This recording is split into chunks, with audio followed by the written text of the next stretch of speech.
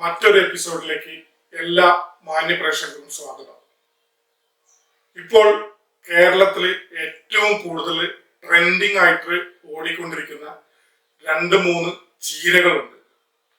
അതിൽ ഏറ്റവും ഫേമസ് ആയിട്ട് പോയിട്ടുള്ളത് പൊന്നാങ്കണ്ണി ചീരയാണെങ്കിൽ തൊട്ടു പുറകെ തന്നെ നമ്മുടെ ചായമൻസ അല്ലെങ്കിൽ മെക്സിക്കൻ ചീര എന്നറിയപ്പെടുന്ന ഒരു ചീര, അത് യൂട്യൂബിൽ നിറയെ ഓടിക്കൊണ്ടിരിക്കുകയാണ്.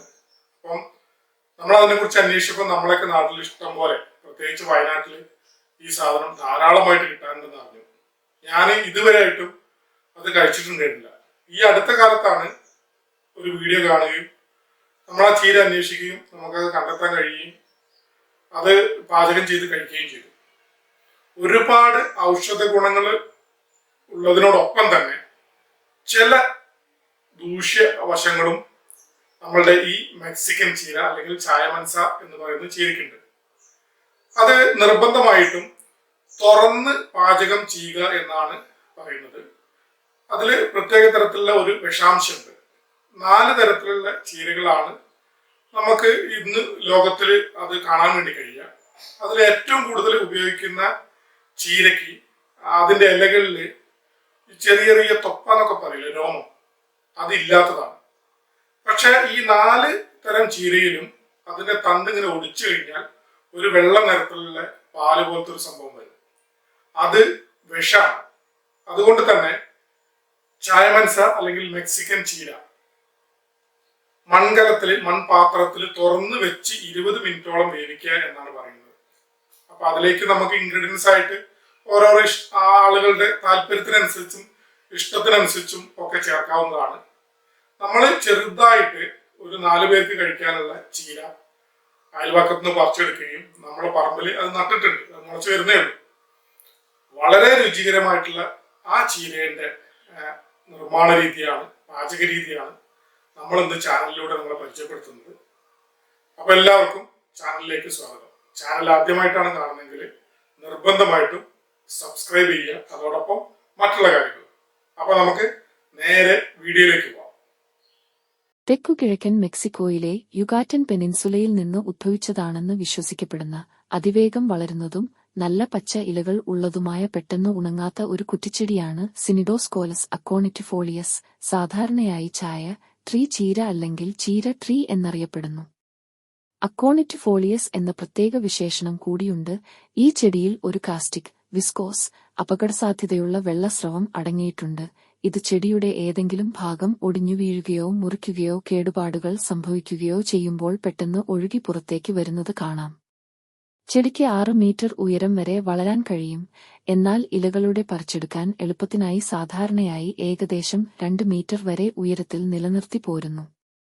ചില പ്രാദേശിക മെക്സിക്കൻ, മറ്റു മധ്യ അമേരിക്കൻ പാചകരീതികളിൽ ഇത് ഒരു ജനപ്രിയ ഇലക്കറിയാണ്. ഇത് പാകം ചെയ്ത സ്വിസ് ചാർഡ് അല്ലെങ്കിൽ ചീരയ്ക്ക് സമാനമായി ഉപയോഗിക്കുന്നു.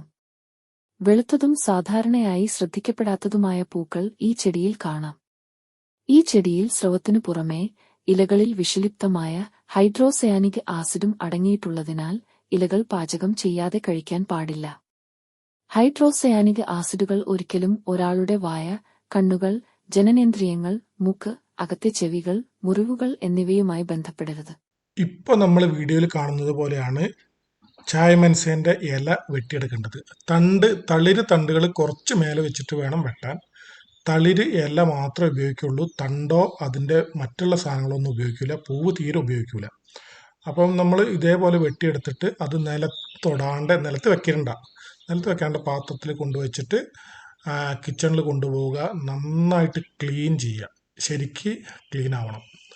അപ്പോൾ അതെന്താ ചെയ്യേണ്ടതെന്ന് വെച്ച് കഴിഞ്ഞാൽ തുടർച്ചയായിട്ട് നമ്മൾ കാണിച്ചുകൊണ്ടിരിക്കും കേട്ടോ. തണ്ടടക്കം നമ്മൾ കിച്ചണിലേക്ക് കൊണ്ടുവന്നു. ഇപ്പം നമ്മൾ അതിൻ്റെ ഇല മാത്രം കട്ട് ചെയ്യാണ്. ഈ ഇല മാത്രമാണ് നമ്മൾ ഉപയോഗിക്കുക. തണ്ട് ഒരു കാരണവശാലും നമ്മൾ ഉപയോഗിക്കില്ല. അപ്പം തണ്ട് ചെടിയിൽ നിന്ന് പറിച്ചെടുക്കുന്നത് എന്തിനാ വെച്ചാൽ കൂടുതൽ ഇലകൾ പിന്നീട് ഉണ്ടാവാൻ വേണ്ടിയിട്ടാണ്. ആ ശിഖരങ്ങൾ കുറേ പൊട്ടിയിട്ട് വീണ്ടും വീണ്ടും കുറേ ഇലകൾ ഉണ്ടാവാൻ വേണ്ടിയിട്ടാണ് നമ്മൾ തണ്ടടക്കം വെട്ടിക്കൊണ്ടുവരുന്നത്. അപ്പോൾ ഇതേപോലെ ഇലകൾ മാത്രം എടുത്തിട്ട് ഇനി അത് വൃത്തിയാക്കണം. അതൊക്കെ നമുക്ക് വഴിയെ കാണിച്ചു തരാം. നമ്മൾ മെക്സിക്കൻ ചീര തയ്യാറാക്കുന്ന സമയത്ത് ശ്രദ്ധിക്കേണ്ട ഒരു കാര്യം പറഞ്ഞിരുന്നു. അതിന്റെ ആ പാല് ഇങ്ങനെ അത് പൊട്ടിക്കുന്ന സമയത്ത് ഒരു പാല് പോലെ വരുന്നു പറഞ്ഞില്ലേ, അത് ശരീരത്തിലൊന്നും ആവാൻ പാടില്ല. അത് ശരീരത്തിലായാൽ എന്താ സംഭവിക്കുക എന്നുള്ളത് ഇപ്പോൾ പറഞ്ഞുതരാം. ഇത് ശരീരത്തിൽ ആയാൽ ചെറിയ ശാരീരിക വിഷമങ്ങൾ മുതൽ കഠിനമായ വേദന, താൽക്കാലിക അന്ധത, മണം അല്ലെങ്കിൽ രുചി അറിയാതിരിക്കൽ എന്നിവയെല്ലാം ഉണ്ടാകാം. ഈ ചീര ഒരേ സമയം കൂടുതൽ കഴിക്കാൻ പാടില്ല എന്നും ചിലർ പറയുന്നുണ്ട്. എന്നിരുന്നാലും യഥാർത്ഥത്തിൽ സുരക്ഷിതമായി കഴിക്കാൻ ഇലകൾക്ക് ആവശ്യമായ പാചക സമയം 5 മുതൽ 15 മിനിറ്റാണ്. എന്നാൽ ചില പാചകക്കുറിപ്പുകളിൽ 20 മിനിറ്റ് ശുപാർശ ചെയ്യപ്പെടുന്നു. കൂടാതെ അലുമിനിയം കുക്കറുകളിലും പാത്രങ്ങളിലും ഇത് പാകം ചെയ്യാൻ പാടില്ല. ഏറ്റവും അനുയോജ്യമായത് മൺപാത്രങ്ങളിൽ തുറന്നുവെച്ച് പാചകം ചെയ്യുന്നതാണ്. ഈ ചീര വടക്കൻ മെക്സിക്കോയുടെ തെക്ക് ബെലീസ്, ഗ്വാട്ടിമാല എന്നിവിടങ്ങളിൽ പ്രാദേശികമായി കൃഷി ചെയ്യുന്നു. കൂടാതെ പെറു, ഏഷ്യൻ രാജ്യങ്ങളിൽ ഒക്കെ ഇവ കൃഷി ചെയ്യുന്നു. ചായമാംസ ഗ്രൂപ്പിലെ സിൻസി ചായാമൻസ സസ്യങ്ങളാണ് ഏറ്റവും വ്യാപകമായി കൃഷി ചെയ്യുന്നത്. അവയുടെ ഇലകളിൽ രോമങ്ങൾ ഇല്ല. ഇല രൂപഘടനയെ അടിസ്ഥാനമാക്കിയുള്ള 4 പ്രധാന ഇനങ്ങളുണ്ട്, പ്രത്യേകിച്ച് ചായമാൻസ്, എസ്ട്രെല്ല, പിക്യുഡ, റെഡോണ്ട. നമ്മൾ തളിരില മാത്രം എടുത്ത് നല്ല മഞ്ഞപ്പൊടിയൊക്കെ ഇട്ട് ശുദ്ധമായി കഴുകി മാറ്റി വെച്ചിട്ടുണ്ട്. അതിലേക്ക് വേണ്ട ഇൻഗ്രീഡിയൻസുകളാണ് നമ്മൾ എടുത്തിട്ടുള്ളത്. ഇത് നമ്മളുടെ ഇഷ്ടത്തിനനുസരിച്ച് എടുക്കാം. നമ്മൾ വെറും 4 പേർക്കുള്ള കുറച്ച് ചീര മാത്രമേ എടുത്തിട്ടുള്ളൂ. ഇതിൽ നമ്മൾ ഒരു വലിയ ഉള്ളി എടുത്തിട്ടുണ്ട്, കുറച്ച് ചെറിയുള്ളി, കുറച്ച് പച്ചമുളക്, കുറച്ച് വെളുത്തുള്ളി, പിന്നെ കറിവേപ്പില, പച്ചമുളക്, അതൊക്കെ നമ്മൾ ആവശ്യാനുസരണം, ഉപ്പൊക്കെ എടുക്കാം. ഇത് ചില ആളുകൾ വെണ്ണയിൽ ഉണ്ടാക്കുന്നുണ്ട്. നമ്മൾ സാധാരണ സൺഫ്ലവർ ഓയിലോ അല്ലെങ്കിൽ വെളിച്ചെണ്ണയോ എന്ത് വെച്ചിട്ട് ഉണ്ടാക്കാം. ഒന്ന് കടുക് പൊട്ടിച്ചതിന് ശേഷമാണ് ഇത് ഉണ്ടാക്കേണ്ടത്. അപ്പോൾ ഉണ്ടാക്കേണ്ട വിവരങ്ങൾ ദാ വഴിയെ കാണാം.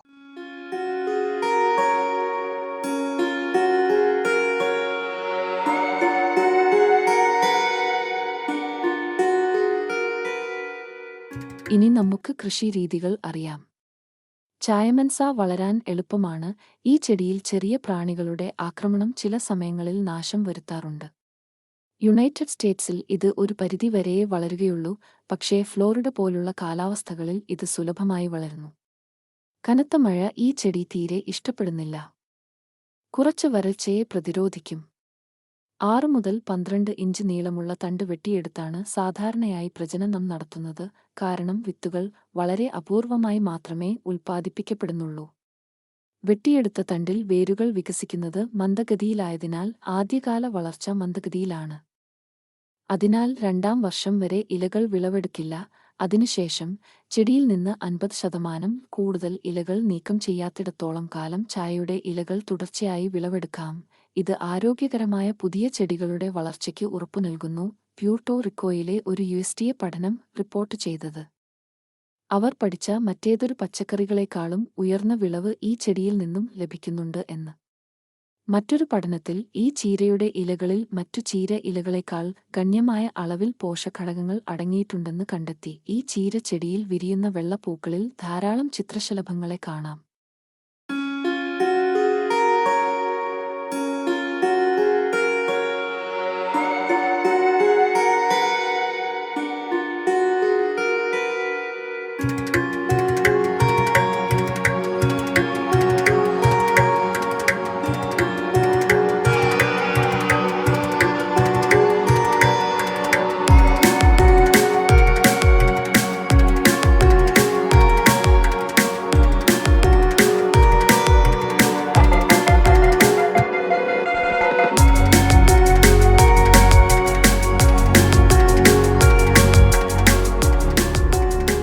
നമ്മൾ നേരത്തെ എടുത്തു വെച്ചിട്ടുള്ള ഉള്ളി, ചെറിയുള്ളി, വെളുത്തുള്ളി, പച്ചമുളകൊക്കെ നമ്മളുടെ ഇഷ്ടത്തിനനുസരിച്ചിട്ട് കട്ട് ചെയ്യാം.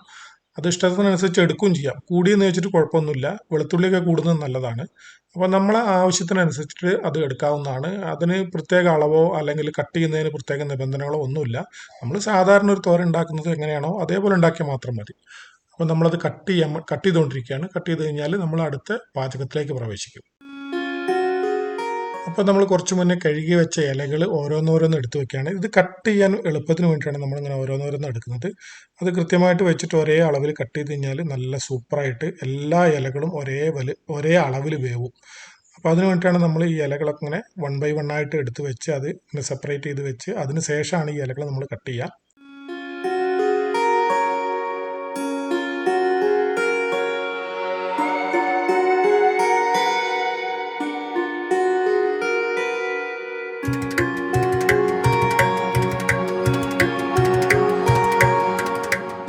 പ്രോട്ടീൻ, വിറ്റാമിനുകൾ, കാൽസ്യം, ഇരുമ്പ് എന്നിവയുടെ നല്ല ഉറവിടമാണ് ഈ ചീര. കൂടാതെ ആന്റി ഓക്സിഡന്റുകളുടെ സമ്പന്നമായ ഉറവിടം കൂടിയാണ്. എന്നിരുന്നാലും വിഷ-സയനൈഡ് പുറത്തുവിടാൻ കഴിയുന്ന ഗ്ലൂക്കോസൈഡ് അടങ്ങിയിരിക്കുന്നതിനാൽ അസംസ്കൃത ചായയുടെ ഇലകൾ വിഷമാണ്. വിഷഘടകങ്ങളെ നിർജ്ജീവമാക്കുന്നതിന് ഉപയോഗത്തിനു മുമ്പ് പാചകം അത്യാവശ്യമാണ്. ഈ ചീരയിൽ മരച്ചീനിക്ക് സമാനമായ ചെറിയ തോതിൽ വിഷമുണ്ട്. ഇതിൽ വിഷാംശമുള്ള ഹൈഡ്രോസയാനിക് ഗ്ലൈക്കോസൈഡുകളും അടങ്ങിയിട്ടുണ്ട്. അത് കഴിക്കുന്നതിനു മുമ്പ് പാകം ചെയ്യണം. അലുമിനിയം പാത്രങ്ങളിൽ പാചകം ചെയ്ത് ഉപയോഗിക്കുന്നത് അത്ര നല്ലത് അല്ല. ഇത് വയറിളക്കത്തിന് കാരണമാകും. അതിനാൽ അലുമിനിയം കുക്കറുകൾ ഒഴിവാക്കണം.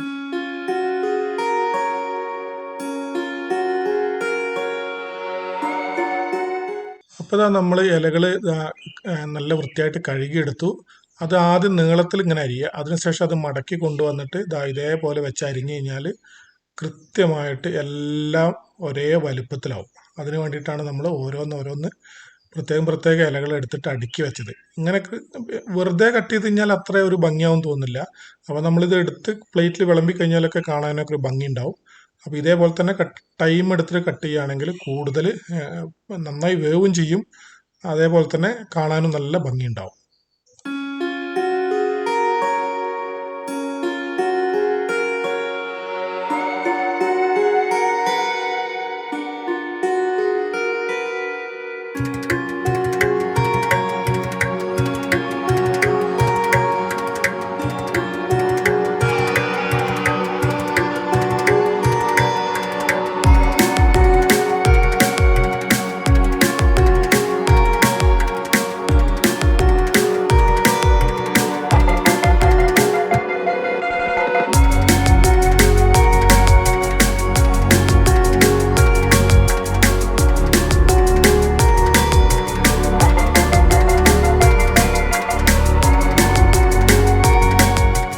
ചീരയിൽ നിന്നും തളിർ ഇലകളാണ് നമ്മൾ ഉപയോഗത്തിനായി എടുക്കുന്നത്.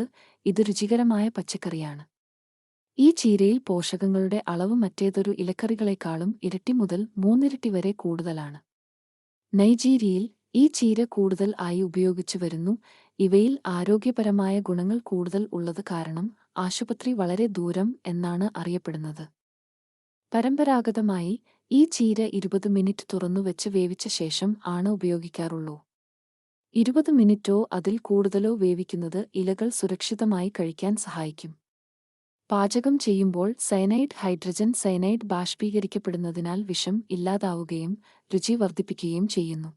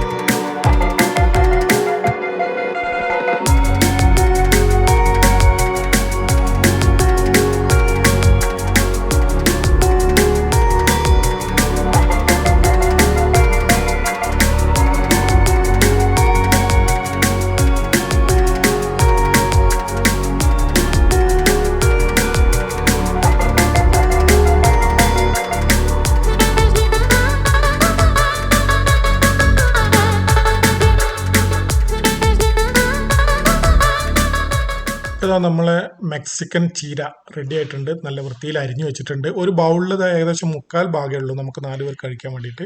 അതേപോലെ തന്നെ നമ്മൾ അരിഞ്ഞു വെച്ചിട്ടുള്ള മറ്റുള്ള ചേരുവകളൊക്കെ റെഡിയാണ്. ഇനി നമുക്ക് പാചകത്തിലേക്ക് കടക്കാം. നമ്മൾ മൺകലത്തിലാണ് വെക്കുന്നത്. ആദ്യം തന്നെ പറഞ്ഞിരുന്നു കുറേ നേരം തുറന്ന് വെക്കണം. ഏകദേശം 20 മിനിറ്റോളം തുറന്ന് വെച്ച് വേവിക്കണം. അപ്പം നമ്മളിതാ ഇതേപോലെ വാവട്ടുള്ള ഒരു പാത്രം എടുത്തിട്ടുണ്ട്. ഈ പാത്രത്തിൽ നമ്മൾ വേവിക്കുന്നത്. ആദ്യം തന്നെ വെളിച്ചെണ്ണ ഒഴിക്കുക, അല്ലെങ്കിൽ നിങ്ങൾ ഇഷ്ടം പോലെ എന്ത് ഓയിൽ വേണമെങ്കിലും നിങ്ങൾക്ക് ഉപയോഗിക്കാം. അതിനുശേഷം കടുകിടുക, ഓരോരോ ഇൻഗ്രീഡിയൻസ് ഇടുക, അത്ര മാത്രമേ ഉള്ളൂ. കൂടുതൽ ഒരു കോംപ്ലിക്കേറ്റഡ് ആയിട്ടുള്ള ഒരു പ്രശ്നവും ഇതിലില്ല. ഏറ്റവും ടേസ്റ്റായിട്ട് നല്ല ഒരു ചീരക്കറിയാണിത്. അപ്പം സമയം കിട്ടുന്നവരും ഈ സാധനം വീട്ടിലുള്ളവരും നിർബന്ധമായിട്ടും തയ്യാറാക്കി കഴിക്കുക. കുട്ടികൾക്കൊക്കെ വളരെ നല്ലതാണ്. ശ്രദ്ധിക്കേണ്ട കാര്യം എന്താ വെച്ചാൽ അതിലുള്ള പാല് ഒരു കാരണവശാലും നമ്മുടെ ശരീരത്തിലോ ഒന്നും ആവാൻ പാടില്ല. അത് കുറച്ച് മാരകമായിട്ടുള്ള വിഷം തന്നെയാണ്. അതുകൊണ്ട് വളരെ ശ്രദ്ധിച്ചിട്ട് അതൊക്കെ ചെയ്തതിന് ശേഷം ഉണ്ടാക്കി കഴിക്കുകയാണെങ്കിൽ വളരെ സൂപ്പറായിരിക്കും.